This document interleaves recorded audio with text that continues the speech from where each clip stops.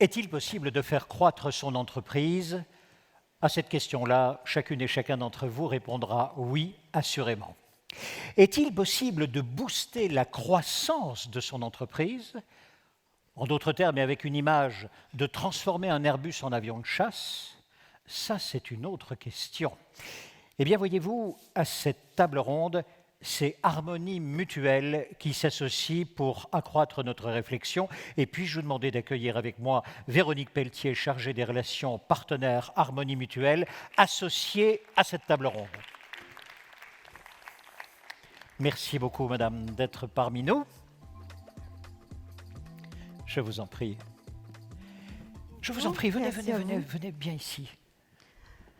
Alors nous sommes très fiers d'être parmi vous ce soir et de vous accompagner comme on a accompagné l'UN l'année dernière, et en particulier sur cette thématique, bien évidemment.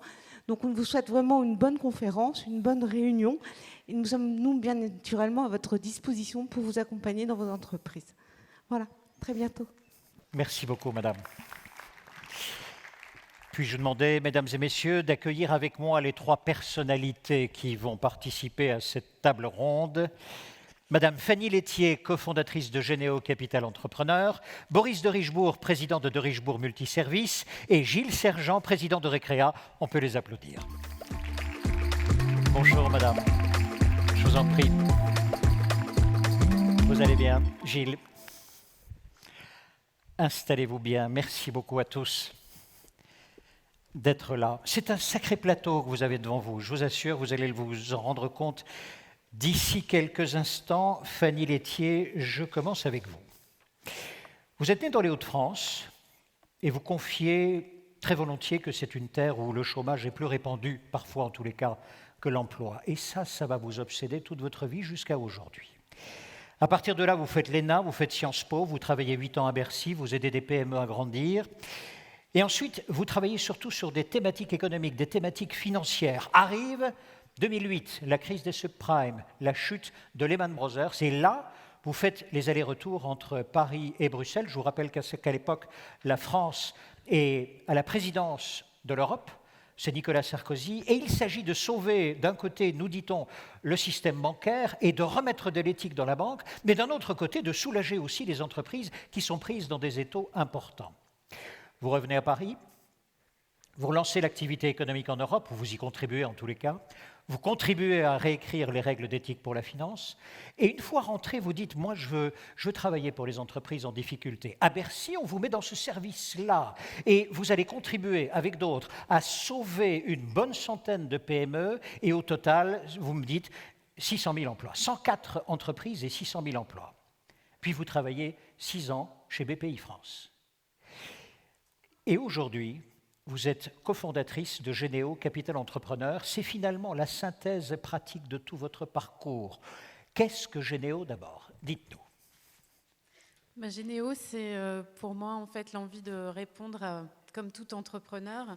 Un entrepreneur crée une entreprise quand il a l'impression qu'il y a un besoin qui existe et qu'il faut apporter une réponse à ces besoins.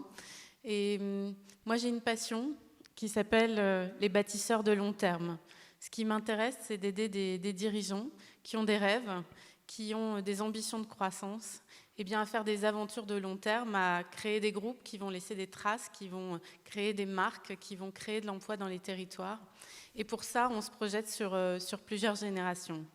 Ce que j'ai pu observer quand j'ai dirigé le CIRI, donc cette structure qui s'occupait d'entreprises en difficulté, puis après chez BPI France, où je m'occupais des fonds d'investissement PME, c'est qu'en fait, il y a beaucoup de pépites dans tous les territoires français, mais qu'elles sont aujourd'hui freinées par le fait qu'elles n'ont pas confiance dans la manière dont les fonds d'investissement travaillent, parce que tout simplement, l'horizon temporel, l'horizon de réflexion des entrepreneurs, ce n'est pas un horizon à 5 ans, c'est un horizon, une vision, un rêve à 20-30 ans. Et pour ça, on a envie de pouvoir travailler dans la durée, d'accélérer, de ralentir, de s'adapter aussi aux transformations du monde qui nous entoure. Alors l'idée de Généo, en fait, c'est de répondre à ce besoin-là en créant une nouvelle forme de capital investissement qui s'appelle le capital entrepreneur, celui des entrepreneurs pour les entrepreneurs, de revenir aux origines de ce métier, qui est de dire finalement qu'est-ce qui fait plus de sens pour un entrepreneur qui a réussi, qui a fait une grande aventure française, que d'investir son argent dans finalement la relève, toutes ces pépites qui ont envie de doubler, de tripler de taille et qui ont besoin de capital financier, oui c'est sûr, mais aussi beaucoup et encore plus, et premièrement, de capital humain, qui ont besoin de contacts, qui ont besoin d'expérience, qui ont besoin d'apports stratégiques, opérationnels et humains pour leur développement. Donc Généo, c'est ça, c'est une société d'investissement de long terme, 99 ans renouvelable, pour que le temps ne soit pas un problème, qu'on puisse travailler sereinement à réaliser des plans de croissance ambitieux et se donner les moyens de son ambition en greffant autour de ces PME un écosystème entrepreneurial très riche. Permettez que je me fasse l'avocat du diable. Pourquoi est-il nécessaire de grandir et de croître? Imaginez, je suis à la tête d'une entreprise, une quarantaine de personnes. Franchement, elle va bien. La vision du monde, j'en ai une petite. De mon quartier, certainement. Mais tout va bien, quoi. Pourquoi je devrais aller faire une ETI? Alors moi, j'aime mon pays. Et je pense que la meilleure chose qu'on puisse faire pour son pays, c'est de créer des jobs, de créer un avenir pour nos enfants.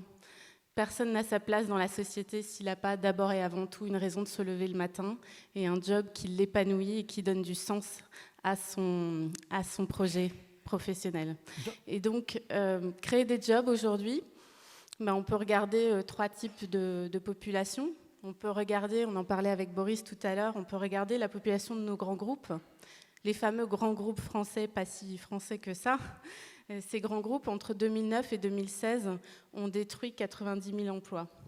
Pourquoi? La raison est simple, leur exposition France est trop importante par rapport à leur chiffre d'affaires qui est mondial. Et donc, qu'ils soient en difficulté ou pas, l'érosion de leurs effectifs en France est inéluctable.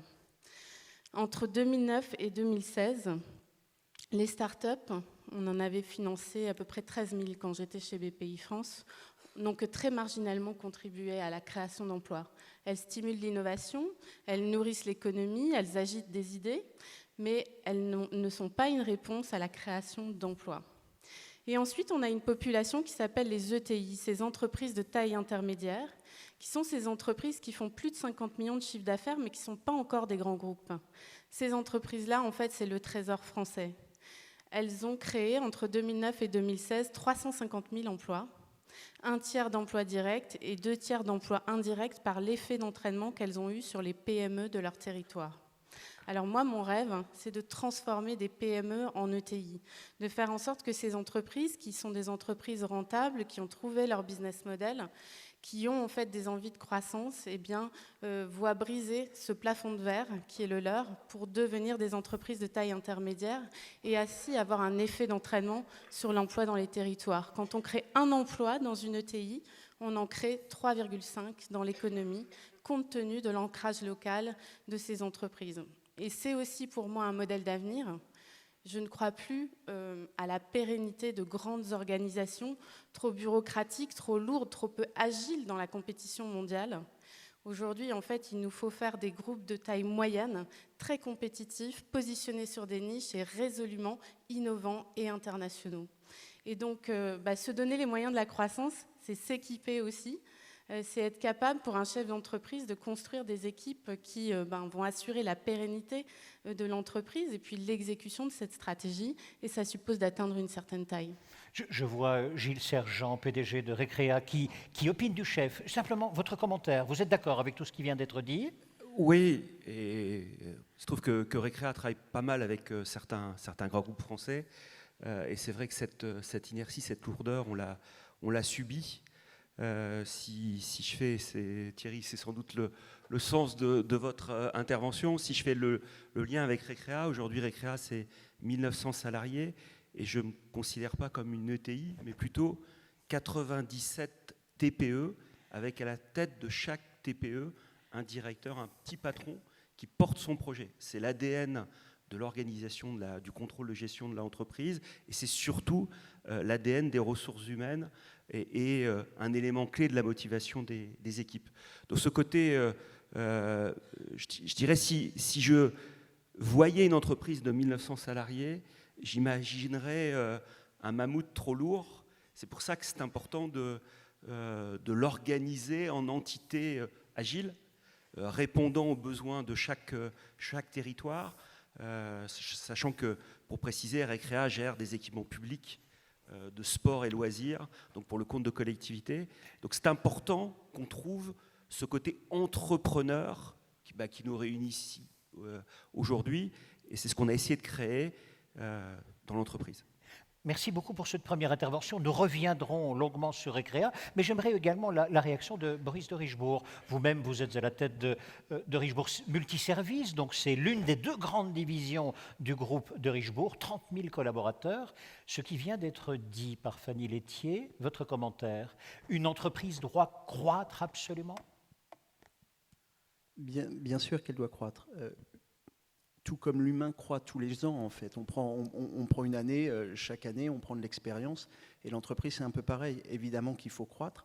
Ne pas croître aujourd'hui, quelle que soit l'activité, c'est nous mettre en difficulté. Pourquoi ? Parce qu'on est de plus en plus nombreux, parce qu'il y a de plus en plus de concurrents, parce qu'il y a de plus en plus de concurrents que nous n'avons pas identifiés dans des métiers aussi très différents, qui vont demain être nos compétiteurs. Donc la croissance est primordiale. Pour toutes les raisons qu'on peut évoquer, et puis pour notre survie et la survie de l'entreprise.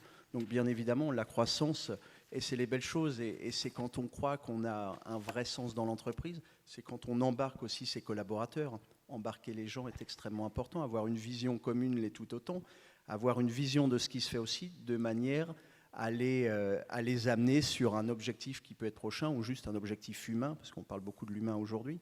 Et je pense que c'est primordial, oui, bien sûr. Merci beaucoup aux commentaires de l'un et de l'autre. Fanny, continuons si vous le voulez bien. Vous avez dit, une PME, du coup, pour croître, a besoin de deux choses. Bien sûr qu'elle a besoin de financement, mais ce n'est pas suffisant. Elle a besoin de compétences humaines. Peut-on développer ? Elle a besoin de quoi exactement ? Que donne Généo à cette entreprise ? Elle a d'abord besoin d'un rêve, elle a d'abord besoin d'une mission. Les débats, moi, sur la raison d'être m'ont fait assez sourire parce que je me suis dit, mais au fond, est-ce qu'on a demandé aux entrepreneurs, tous les entrepreneurs ont une raison d'être ? Évidemment.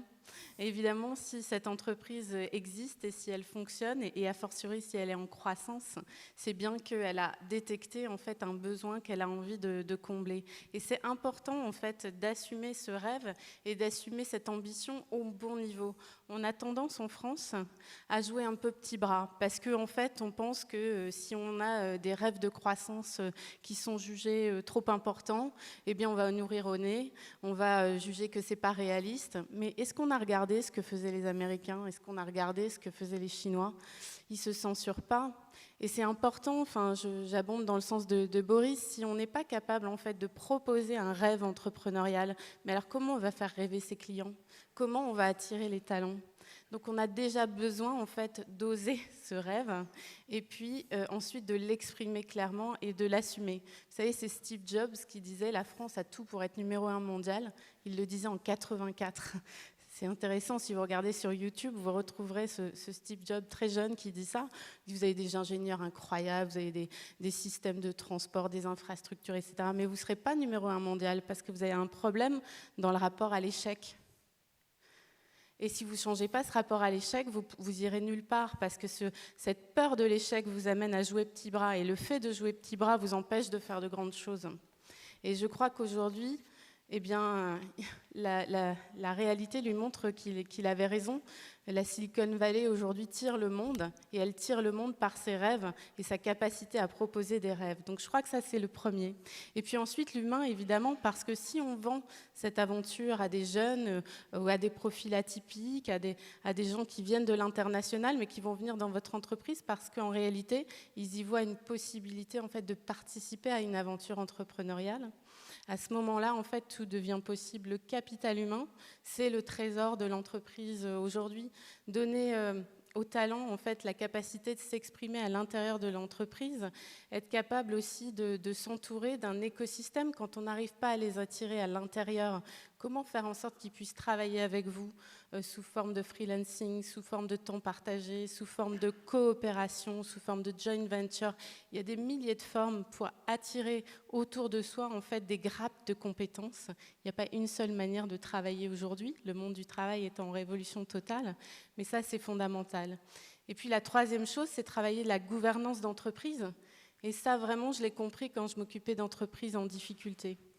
Le piège en fait de l'entrepreneur, et particulièrement quand il est en croissance et que ça va plutôt bien, eh bien c'est la myopie. Parce que en fait, on est entrepreneur, on est rattrapé par le quotidien. Forcément, en fait, on est poussé à regarder ses pieds plutôt qu'à regarder loin, parce qu'on doit gérer ses clients, parce qu'on doit gérer ses équipes, parce qu'on doit gérer des problèmes pratico-pratiques.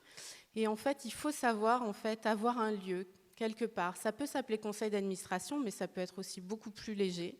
Simplement des gens qui sont extérieurs à l'entreprise et que vous allez voir régulièrement et qui vous aident à regarder votre entreprise d'une vue d'hélicoptère pour se dire « Ok, j'avais dit que je faisais ça, est-ce que j'y suis? Est-ce que j'y suis pas? Est-ce que j'y suis plus vite que prévu, moins vite que prévu? Pourquoi ça n'a pas marché ?»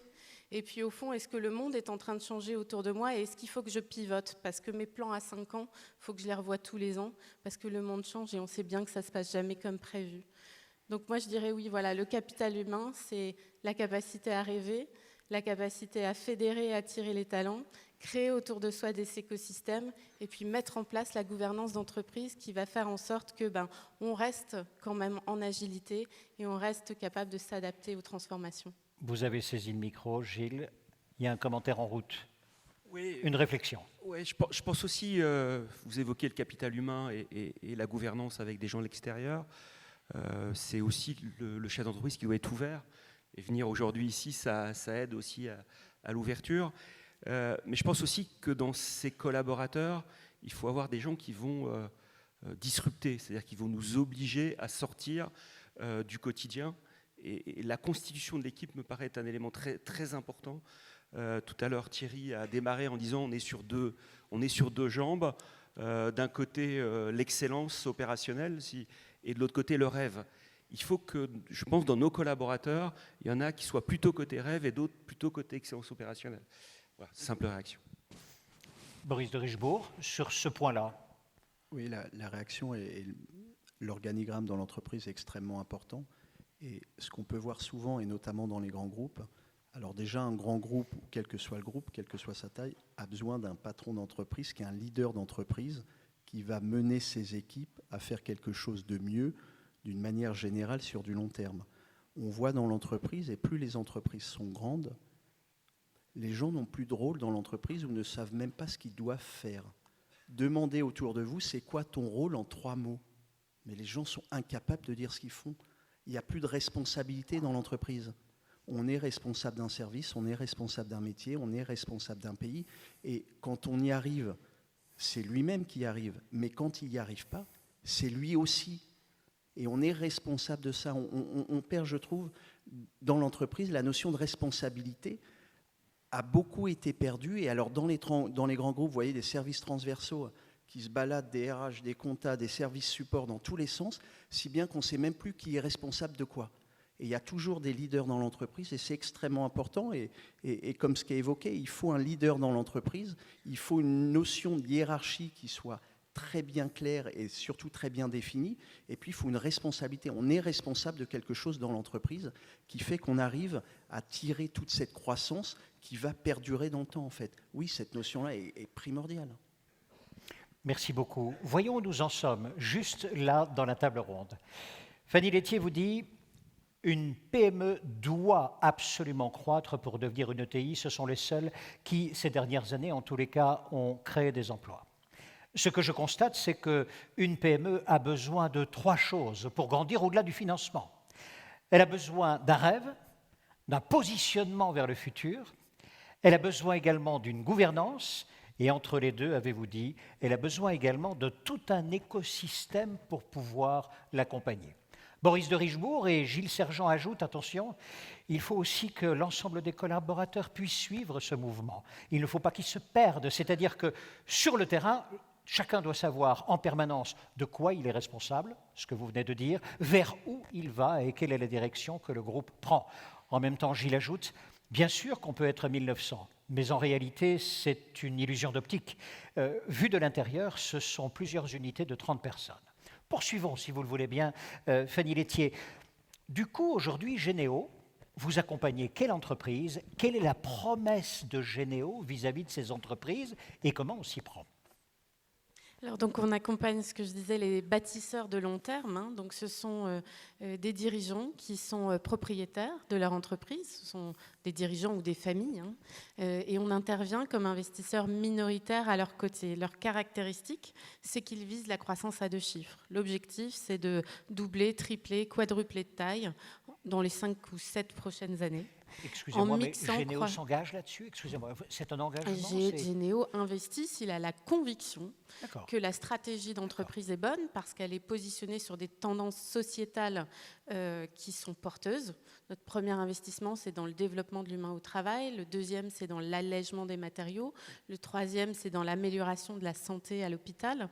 Et donc, effectivement, on investit sur les nouvelles tendances sociétales, sur des marchés qui sont en croissance à 2 chiffres, avec des équipes dirigeantes qui nous paraissent bien positionnées au plan concurrentiel et qui ont décidé de se donner les moyens de leurs ambitions.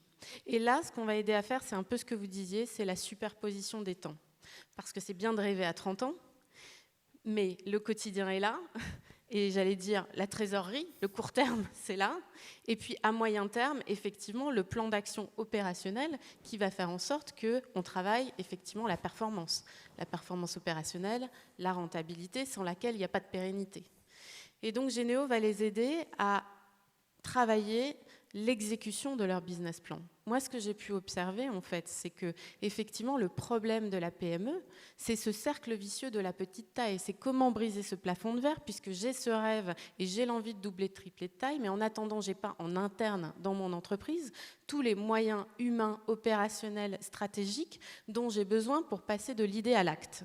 Eh bien, Généo est là pour donner à chaque génération les moyens de ses ambitions. Et donc, on déploie en fait une plateforme de 70 experts sur une douzaine de thématiques de croissance, de performance, de transformation. Et vraiment pour leur apporter des compétences d'abord, en temps partagé, en gestion de projet, en conseil. Un écosystème entrepreneurial, puisqu'on a 80 entrepreneurs ou familles qui ont investi dans Généo et qui nous ont confié 135 millions d'euros à investir sur les 4 prochaines années, et qui sont prêts aussi à donner de leur temps, et qui sont prêts aussi à ouvrir leur carnet d'adresses, et qui sont prêts aussi à partager leur expérience. Donc l'idée, c'est pas de diriger les boîtes à la place des dirigeants. Aucun fonds d'investissement n'est capable de faire ça. Et moi, j'aime pas le modèle des fonds d'investissement majoritaires parce que je vois pas très bien ce qu'on fait. Si ça marche pas comme prévu, je veux dire, c'est pas le fonds qui va diriger la boîte à la place du dirigeant. Donc résolument minoritaire, mais sur la base d'un pacte entre nous qui s'appelle un carnet de croissance. Et ce carnet de croissance, c'est de dire, je suis là pour t'aider à réaliser ton rêve. Comment on s'organise pour concrétiser les opportunités que tu as mis dans ton business plan, comment on s'organise pour gérer les risques qui ne vont pas manquer d'arriver quand tu vas devoir pour la première fois faire une croissance externe, pour la première fois sortir d'Europe, pour la première fois mettre en place un ERP. On sera là pour t'aider avec nos experts, avec nos entrepreneurs. Merci beaucoup pour tous ces développements. Et donc, si je comprends bien, actuellement, dans le carnet de Généo Capital Entrepreneur, vous avez 2 entreprises que vous accompagnez vraiment sur des croissances x3, x4, c'est bien cela? On en a 3 depuis la semaine dernière. 3 depuis la semaine dernière, bravo. Ce sont des sociétés qui présentent des caractéristiques similaires, c'est qu'elles font toutes entre 15 et 30 millions de chiffres d'affaires. Et qui visent tous en fait à doubler, tripler, quadrupler de taille respectivement sur les 5 prochaines années en mixant croissance organique et croissance externe. Moi j'ai tendance à dire il faut faire les deux parce qu'aujourd'hui en fait il ne faut pas être dupe, la taille compte dans l'environnement concurrentiel dans lequel on se trouve. En revanche la croissance externe ne peut pas être une fuite en avant pour masquer en fait une croissance organique qui est plate. Et donc il faut rester en croissance organique sur ces business historiques et en même temps ajouter la croissance externe pour accélérer. Et c'est là où Généo peut aider l'entrepreneur à articuler les temps. Si je comprends bien, le livre que vous avez écrit qui s'intitule « Comment doubler la taille de votre entreprise, carnet de croissance pour PME ou ETI », ça, c'est du papier. La réalité, c'est x3 ou x4, si je comprends bien. Oui, le carnet de croissance, c'est un livre dont l'entrepreneur est le héros. C'est juste un moyen pour moi de transmettre tout ce que les entrepreneurs m'ont appris. J'ai eu beaucoup de chance, vous l'avez dit, restructurer 180 sociétés en difficulté en dirigeant le Syrie entre 2009 et 2012, au plus fort de la crise. C'est 180 retours d'expérience sur comment on arrive dans le mur et c'est 180 histoires de rebond. Donc c'est magnifique et on apprend énormément, cas par cas, sur des sujets très différents à chaque fois. Puis chez BPI France, c'est des dizaines de milliers d'entrepreneurs entre les fonds d'investissement puis les programmes accélérateurs PME et ETI. Et donc effectivement, à un moment donné, transmettre, c'est important. Il y a dans ce livre rien d'autre que ce que les entrepreneurs m'ont appris, mais que j'ai eu envie de codifier. Alors ça s'appelle « Comment doubler la taille de votre entreprise ?» juste pour donner une direction. Cette direction, c'est l'ambition, en fonction de la taille de départ, en fonction du business, en fonction aussi de l'équilibre que l'on veut trouver dans son projet d'entreprise et dans son projet personnel. Eh bien, à nous d'ajuster la vitesse. Mais l'idée, c'est quand même de dire, effectivement, il faut une histoire de croissance. Et oui, quand Généo investit, c'est parce qu'on a le sentiment qu'un véritable changement d'échelle est possible. Et en effet, quadrupler de taille dans l'allègement des matériaux, c'est pour l'instant le plus beau défi qu'on est en train de relever avec Pinette PEI, qui est une entreprise de Chalon-sur-Saône et qui est dans la machine-outil. Vous voyez, il y en a encore en France, on disait qu'il n'y en avait plus. Ils fabriquent des presses de 15 ou 20 mètres de haut pour l'industrie du composite. Et ils ont décidé de faire x4 en 5 ans avec Généo. Merci beaucoup. À vos côtés, Boris de Rietsbourg. Boris, vous démarrez, grosso modo, entre 20 et 24 ans. Je vais dire, ça démarre mal. Compétiteur automobile, vous gagnez beaucoup de compétitions. Pas de diplôme. Fils d'eux, c'est la famille de Richebourg. Et c'est une famille qui a une entreprise, bien sûr. Et on vous dit, mais tu vas entrer dans l'entreprise. Ça aurait pu mal tourner, non? À ce moment-là. Juste à ce moment-là, quand je fige la photo, vous descendez de vos voitures de compétition, vous avez tout gagné, vous rentrez dans une entreprise où vous connaissez relativement peu et vous ne vous êtes jamais exercé au management ou à la croissance de l'entreprise. Juste à ce moment-là, si je fige, vous n'avez rien pour vous, hein, on est d'accord? J'ai pas grand-chose. Ah, on est d'accord. J'ai pas grand-chose. Parfait. Et à l'époque, la division, excusez-moi, ou la partie en tous les cas que l'on vous confie de Richebourg Multiservice, c'est quand même 20 000 personnes. Nous sommes d'accord? Racontez-nous maintenant votre transformation à vous. Que s'est-il passé dans votre esprit, dans votre cœur, dans la façon de voir le monde, de voir l'entreprise, pour que petit à petit vous vous disiez, ces gens-là, cette entreprise-là, non seulement je vais l'emmener, mais je vais la faire croître. Expliquez-nous.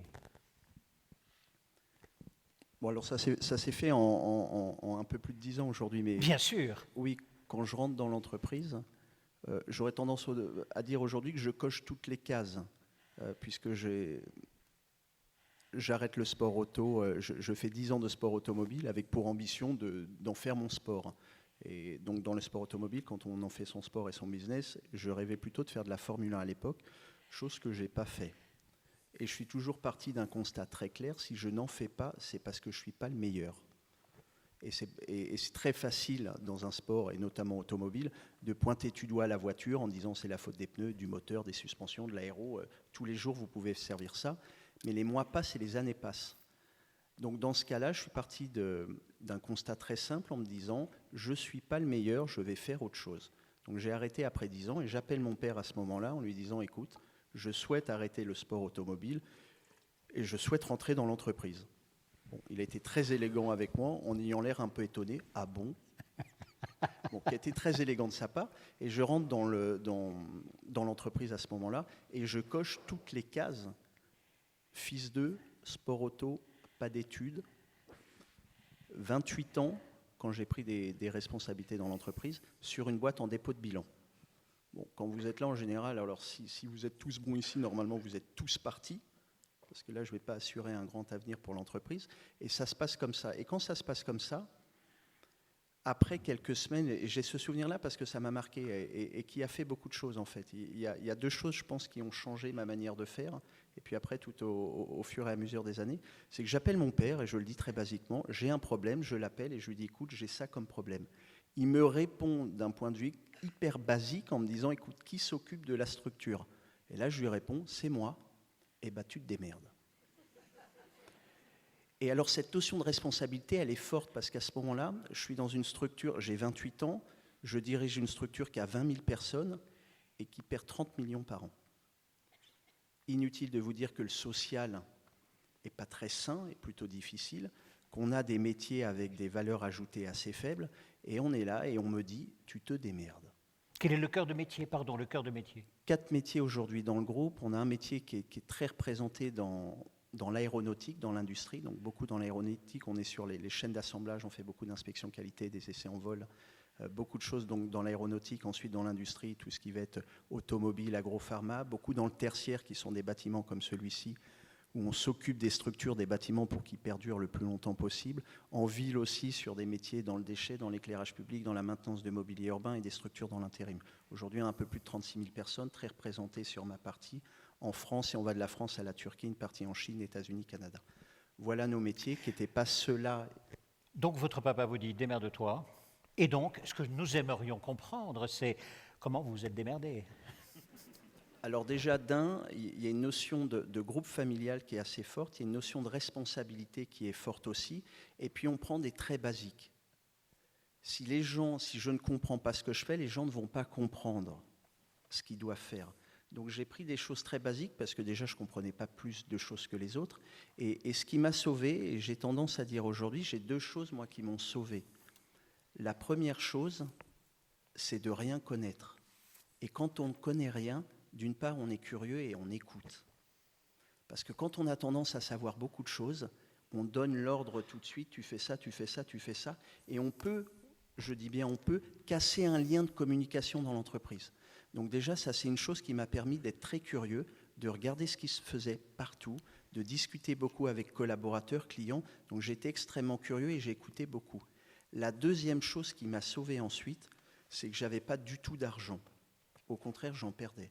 Et quand on n'a pas d'argent, on se débrouille et on arrive à faire les mêmes choses souvent, mais d'une manière où on est un peu plus malin et qui fait qu'il y a des choses qui vont fonctionner, les gens ne vont pas le faire pour de l'argent. Il n'y a rien de pire, je trouve, que de faire un chèque pour acheter quelque chose.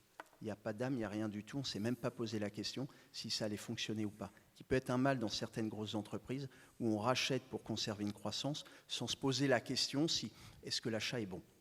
Donc j'ai 2 choses, de ne pas savoir et avoir vraiment pas d'argent à ce moment-là, qui m'ont sauvé. Et la seule question que je me pose tous les jours, et encore aujourd'hui, comment je fais en sorte que 36 000 personnes aujourd'hui donnent un peu plus tous les jours. Et mon rôle dans l'entreprise, parce que j'en ai un, moi, c'est de développer l'entreprise rentablement et d'une manière avec une sécurité un peu forte, parce qu'on a beaucoup de monde dans l'entreprise, donc sans accident. Et ça, c'est le rôle que j'ai dans l'entreprise en 3 mots, et chacun a son rôle défini, et on se développe comme ça. Et donc, ça m'a toujours animé, donc comment je fais en sorte que chacun va donner un petit peu plus. Et la chance que j'ai dans l'entreprise, c'est que déjà, j'ai 36 000 personnes, j'ai 36 000 opportunités de faire mieux tous les jours. À moi de leur donner la possibilité de faire mieux, en fait. Et donc, on a monté l'entreprise comme ça. Merci beaucoup. Fanny Laitier, commentaire peut-être, votre regard, Généo Capital Entrepreneur, que dites-vous de ce premier parcours, hein? Ce que Boris est en train de dire, c'est qu'il y a un gisement de croissance, de performance, de productivité incroyable qui est l'engagement des salariés.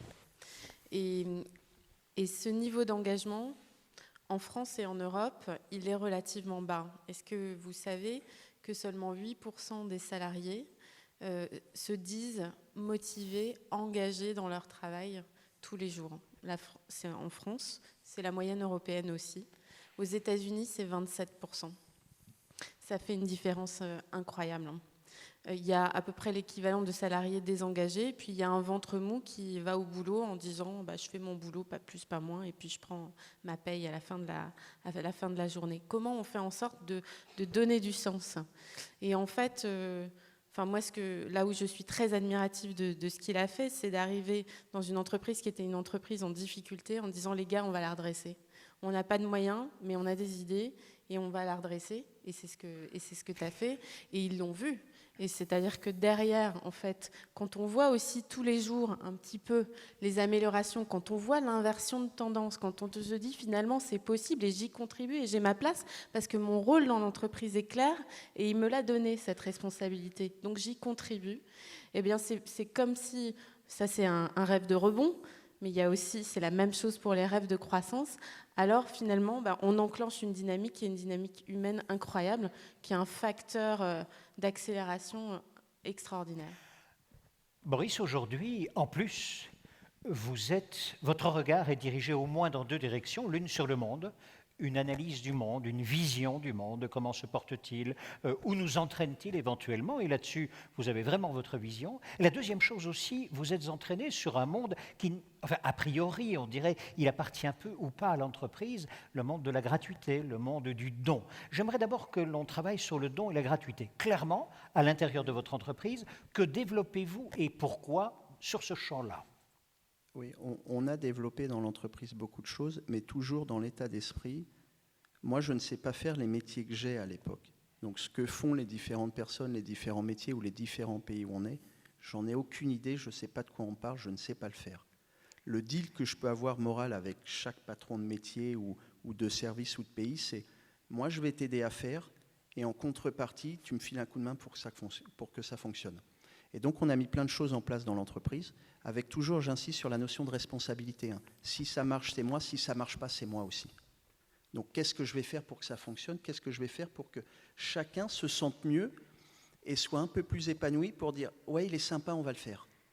Donc, beaucoup de personnes dans le groupe. Donc, qu'est-ce que je peux faire pour que les gens aient un sens et se disent « c'est sympa de le faire ».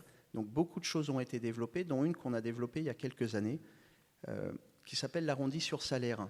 Ça fait un peu plus de 5 ans qu'on a fait ça. Et d'où vient l'arrondi sur salaire? On a dans le groupe beaucoup de personnes différentes sur des catégories très différentes. On a un peu plus de 110 nationalités. On a des basses qualifications, des hautes qualifications. Et on s'est dit comment on va aider tout le monde alors que l'entreprise ne gagne pas d'argent. On a proposé, si les collaborateurs le souhaitaient, que chacun donne tous les mois entre 50 centimes et 5 euros. Et l'entreprise abonderait. Vous donnez 1 euro, je donne 1 euro. Qu'est-ce qu'on fait de cet argent-là? Et cet argent, on va la cibler sur des associations qui ont un sens pour nos collaborateurs. Qu'est-ce qu'on va faire pour eux d'une manière collective? Ce n'est pas un rôle d'entreprise, on est sur un rôle humain. On est sur un homme, on est sur une femme. Qu'est-ce qu'on va faire pour l'autre? Vous me donnez 1 euro, je donne 1 euro. On donne ça sur 3 types d'associations différentes. Une qui est dans l'éducation, une qui est dans le sport et une qui est dans la santé. Donc on collecte de l'argent, on donne cet argent à, disons, prenons un exemple sur de l'éducation, dans des écoles. Donc je donne de l'argent sur des écoles, je vais voir cette école et je lui dis voilà, je collecte, je te donne ça, mais en contrepartie, je veux des sièges de disponibles dans ton école. Et tous les ans, tu me mets des sièges de disponibles dans ton école. Tous les ans, dans tes terrains de sport, tu me mets des places de disponibles. Et la première année, à la fin, je vais voir les syndicats, sur les NAO, des négociations qu'on a tous les ans qui sont obligatoires avec nos partenaires sociaux. Et moi, je dis aux gars, parce qu'on a les comptes, vous voyez les gars, on n'a pas d'argent. Par contre, je ne peux pas vous donner donc, de salaire, de primes et tous les artifices qu'on peut avoir supplémentaires, mais j'ai des places de disponibles dans les écoles. J'ai des places sur les terrains de sport. Allez me chercher plutôt des enfants de collaborateurs en difficulté qui peuvent être passagères ou autres, mettez-les à l'école. Donc on n'enlève jamais cette notion de responsabilité du syndicat qui est d'aller chercher des enfants de collaborateurs et on rééquilibre un social totalement. On fait du bien à l'autre. On fait quelque chose qui nous coûte rien, zéro. Alors quand je dis zéro, j'exagère puisqu'on abonde. Mais j'ai la force du volume, 30 000 personnes, vous arrondissez, vous abondez et vous faites des choses qui sont absolument fabuleuses. Et quand on aide un collaborateur, qu'est-ce qu'il fait? Il vous le rend. Donc ça, c'est une des choses qu'on a fait dans l'entreprise. Et après, on a fait plein d'autres choses sur plein de domaines différents. Beaucoup dans le sport aussi. De mon parcours, de mon histoire, beaucoup de choses dans le sport. On a des sportifs de haut niveau dans le groupe. Ces sportifs, ils font faire du sport à tout le monde dans le groupe. Ces sportifs, ils sont seulement et uniquement médaillés olympiques. J'ai un deal avec eux. Ils ont un pied dans l'entreprise. Ils arrivent à mettre un niveau d'engagement dans l'entreprise qui est absolument fabuleux parce que d'une part, c'est extrêmement valorisant. Donc on a beaucoup de choses qui sont comme ça, mais il y a un point que j'aimerais évoquer qui est assez important sur une histoire qui a été personnelle. Il y a 6 ans, j'ai un problème avec un cadre dans l'entreprise. Quand on est un cadre dans l'entreprise, on gère des milliers de personnes. Donc quand un cadre dans l'entreprise gère des milliers de personnes et ne va pas bien, la performance se ressent aussitôt. Et la performance se ressent parce que tout le monde en parle, qu'est-ce qu'il a, et on parle que de ça. Et j'apprends 3 mois après que ce cadre, qui s'appelle Pascal, a eu un problème dans sa famille. Et un problème dans sa famille, il perd quelqu'un de très proche, il est affecté. Qui ne le serait pas? Et la personne est affectée, et donc la performance est un petit peu est en baisse. Et donc on a 2 options de gérer ça. Soit on met une pression à cette personne parce qu'on ne sait pas qu'il est affecté, soit on laisse tomber, et puis de toute façon on se dit que ça ira mieux. Et quand la DRH me dit ça à l'époque, elle me dit, écoutez, Pascal a un problème dans sa famille, et ma réponse est, comment on n'est pas au courant d'une chose pareille? Un de ces mots, c'est de me dire, vous comprenez, Boris, c'est compliqué. Bon, c'est un des 2 mots. Moi, j'ai 2 mots bannis dans l'entreprise. J'ai petit, on en parlait, on a un esprit, on fait des petites choses et on ne veut pas faire des grandes choses. Et le 2e mot, c'est compliqué. C'est un fourre-tout où on met tout, on ne sait même plus ce qui est compliqué ou qui ne l'est pas. Pour un peu que ce soit petit et compliqué, je demande de ne pas traiter. Je dis, laissez tomber, traitez pas. Là, les gens me regardent, comment ça, traitez pas? Traitez pas, c'est petit, compliqué, autant se concentrer sur un truc qui est grand et beau, quoi. Et donc, du coup, elle me dit ça. Et suite à ça, je tenais à savoir comment allait l'intégralité de nos collaborateurs. Quand j'entends l'intégralité, c'est de mon côté sur le comité de direction. Et je dis à Malika, Malika, nous allons ouvrir nos comités de direction de la même manière. Les 30 premières minutes seront confidentielles de manière à mettre un cadre. Et je souhaite que chaque personne se mette une note sur 10 sur le mois qui est passé, sur le pro qui est assez facile, client, collaborateur, et sur le perso. Et je suis toujours le premier à commencer. Et quand vous vous mettez à nu, les gens se mettent à nu. Et des problèmes, il y en a 5. Il y a les parents qui vieillissent, il y a la séparation, l'argent, les enfants, la santé. Comme on est 19 à table, bizarrement, tout le monde mélange tout le monde partage, malheureusement, souvent les mêmes problèmes. Et on a ressoudé un groupe d'une manière hallucinante, sans empiéter non plus sur une partie où il faut délivrer. Donc il y a beaucoup de choses qui ont été mises en place. Le pourquoi, je reviens toujours, par rapport à mon histoire, je ne savais pas faire leur métier, donc je les ai mis en position de bien faire et à les libérer de problèmes qu'ils pourraient avoir. Et quand j'ai un problème, maintenant, il ne dure pas 2 mois, il dure 3 jours. Et donc, du coup, je suis assez linéaire là-dessus et j'ai des problèmes qui n'existent plus. Mon obsession, dit Boris de Richebourg, c'est que tous les matins, j'ai 36 000 personnes avec une question, comment faire pour que l'opportunité de mieux faire puisse être réalisée en fin de journée. Et j'ai eu 2 opportunités dans ma vie. 1, je ne savais pas, et 2, je n'avais pas d'argent. Merci beaucoup pour votre témoignage. Gilles. Thierry. On se serait vu fin du mois d'août. Vous étiez avec 70 unités et vous aviez 1300 personnes avec vous. Nous sommes aujourd'hui en novembre et vous avez 1900 personnes avec vous. Et 97 ou 98, j'ai eu... On va s'arrêter à 97. À 97 unités. Que s'est-il passé dans l'intervalle? Croissance externe, bien sûr, le 11 septembre. Alors, c'est un beau symbole, le 11 septembre. On a donc repris une entreprise de 550, à peu près de 600 salariés. Jusqu'à maintenant, on avait privilégié la croissance interne. Et là, l'occasion était de reprendre un de nos concurrents, le numéro 4 du métier, qui est présent comme nous dans la partie piscine centre aquatique, mais on les trouve aussi dans les patinoires, les stades, les tennis. Enfin, ça ouvre un peu les horizons et ça renforce aussi, bien entendu, la présence géographique sur toute la France. Tout de suite, vous affirmez, c'est une phrase impressionnante, ce n'est pas une fusion, c'est une alliance. Quelle est la différence et pourquoi? Alors, j'allais dire, c'est ni une fusion ni une intégration. J'ai trop vécu des intégrations où c'est plutôt des désintégrations. C'est-à-dire qu'on reprend une entreprise, on la casse. Donc voilà, c'était clairement ce que je souhaitais éviter. Alors d'abord, l'alliance, c'est on ne prend que 60% du capital. Donc il faut respecter les 40% autres. Et on va garder l'entité, on va garder sa personnalité. On va peut-être modifier un peu le positionnement. Mais c'est important de toujours de garder une société sœur avec sa personnalité. Mon DRH est devenu le directeur général de cette société. Et alors évidemment, on ne va pas se faire concurrence, mais on va être complémentaires avec, encore une fois, des positionnements légèrement différents. La deuxième décision que vous prenez, mais très très vite, vous dites, attendez, on met en place un comité stratégique, je veux 4 personnes, 2 qui viennent des nouveaux venus, je dirais, Espace, et 2 qui viennent de chez nous. Pourquoi et quelle est leur mission? Bien évidemment, le pilotage, c'est à la fois c'est la vision, mais c'est aussi le pilotage. et faire en sorte que, allez, l'expression est assez galvaudée, mais 1 + 1 égale plus que 2, ça repose sur respecter l'entreprise dans laquelle on rentre, de respecter les équipes, de respecter son ADN, de garder les talents.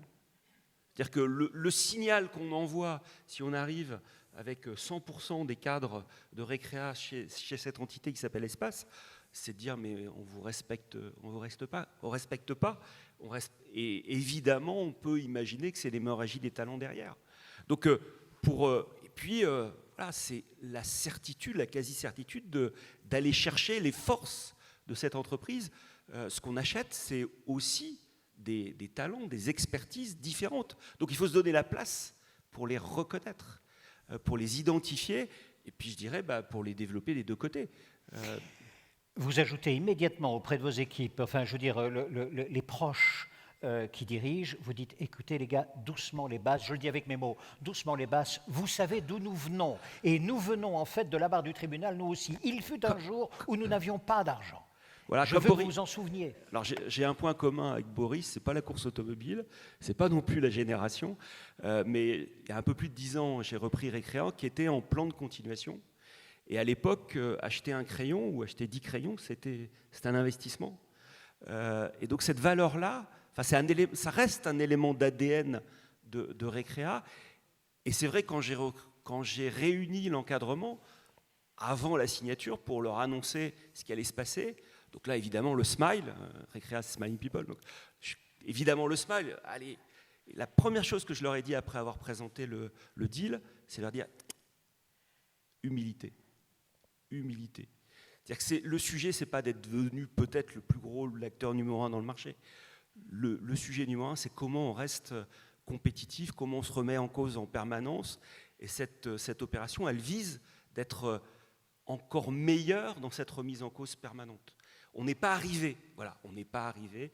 Humilité, n'oublions pas ce que nous étions. Et vous avez un chapitre sur la résilience dans votre... Je conseille à tout le monde de lire le bouquin de Fanny et de le partager auprès de son comité de direction, ce que je vais faire dès demain.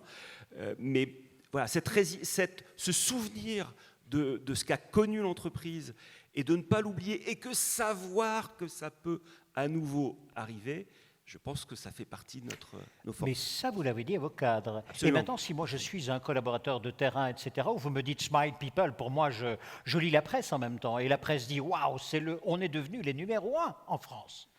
C'est ce que dit la presse. Hein. C'est possible, oui. Ouais. Mais la presse ne dit pas toujours que des choses exactes, je peux en témoigner. Néanmoins, je veux dire par là maintenant, au niveau de tous les collaborateurs, comment vous redonnez, ou plutôt, comment vous assoyez, vous refondez encore le Smile People, ces valeurs qui sont les vôtres et qui font que tout le monde, toujours, a bien suivi Récréa dans ses développements? Alors, le fait de... Encore une fois, on ne passe pas de 1300 à 1900 salariés, on passe de 70 établissements à 97. Donc à la tête de chacun de ces établissements, il y a un vrai patron. Et là, il va construire non pas son budget pour 2020, parce que là c'est une vision extrêmement financière des choses, il va bâtir son projet pour l'année prochaine.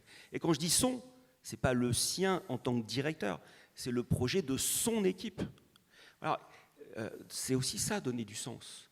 C'est que la stratégie de l'entreprise, évidemment, elle est portée au niveau du groupe par le comité de direction, mais la mise en œuvre, elle est différente sur chacun des établissements et il faut l'accepter. Il faut accepter que chacun porte un projet qui va être différent.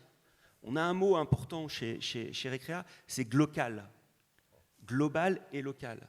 Voilà, c'est important qu'il y ait des valeurs, qu'il y ait des procédures, mais qu'il y a une vision, il y a un engagement sociétal, mais c'est important aussi que chacune des équipes puisse porter des projets différents et l'accepter. C'est d'autant plus important que ces établissements sont sur des territoires différents, donc ça fait partie de notre côté, j'allais dire, caméléon. Alors ça ne répond pas au sourire, mais c'est une condition du sourire. C'est une condition du sourire parce que, alors, nous aussi, le sport est important, mais pas pour les mêmes raisons, puisque quelque part, moi, mon objectif, c'est que faire en sorte que nos clients fassent du sport dans nos établissements. Donc, c'est de faire en sorte de leur donner envie de faire du sport, non pas une fois tous les mois, mais plusieurs fois par semaine. Et donc on est un métier, ce sont des lieux d'expérience. Et si je souhaite que mes clients ils aient le sourire, ben, c'est essentiel que les salariés ils aient le sourire. Donc moi, mon rêve, mon pari, mon enjeu, voilà, je me lève le matin en disant voilà, j'espère que la grande majorité des salariés, des équipes, se lèvent avec le sourire et qu'ils le partagent auprès des clients et des usagers. Merci beaucoup, Gilles, pour votre témoignage. Fanny Laitier, commentaire sur cette petite PME qui est Recrea, finalement, multipliée par 97. Jolie PME. 3 commentaires rapides. D'abord, il ne le sait pas encore, mais il va faire d'autres croissances externes. Parce que plus de 50% des chefs d'entreprise qui ont goûté à la croissance externe y reviennent. La plus difficile, c'est la première. Une fois qu'on a passé ce cap, on a très envie d'en faire d'autres. La deuxième, c'est que quand on fait de la croissance externe, le plus difficile, c'est pas d'acheter. Le plus difficile, c'est d'intégrer et effectivement de faire en sorte qu'un +1 fasse plus que 2 et donc délivrer les synergies parce qu'on fait des beaux business plans en montrant les synergies entre les deux entités, etc. Ouais. Ça, c'est pour les fonds d'investissement. Le plan d'action à 100 jours, le plan d'action à 100 jours sur comment on s'organise pour effectivement le faire. Là, l'art de l'exécution prend tout son sens. Le troisième, c'est le leadership. C'est la clé du succès en général dans l'entreprise, mais c'est particulièrement vrai parce que la croissance externe, c'est beaucoup de peur du côté des salariés. C'est des peurs du côté de l'entreprise achetée.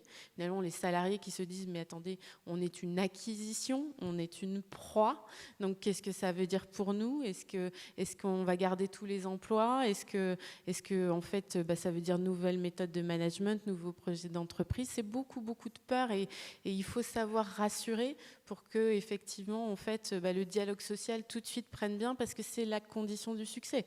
Si vous avez des gens crispés en face, ça va être très compliqué d'avancer. Mais il faut aussi rassurer ceux de l'entreprise qui acquièrent parce que d'un coup, on devient beaucoup plus gros. Alors, est-ce qu'on ne va pas être dilué dans un ensemble beaucoup plus large ? Et puis, est-ce qu'on ne va pas perdre en proximité avec le dirigeant, avec l'équipe dirigeante ? Et puis, au fond, est-ce qu'on partage des valeurs communes ? Et donc, donner du sens, savoir reposer le projet, montrer comment chacun s'intègre dans un nouveau projet commun. Tout ça tourne autour des valeurs qu'on est capable de porter et du projet d'entreprise qui se redéfinit et qui s'enrichit de ces nouveaux talents qui proviennent effectivement de ces croissances externes. Mesdames, Messieurs, je vais vous demander une ovation pour l'ensemble de vos intervenants. Bravo.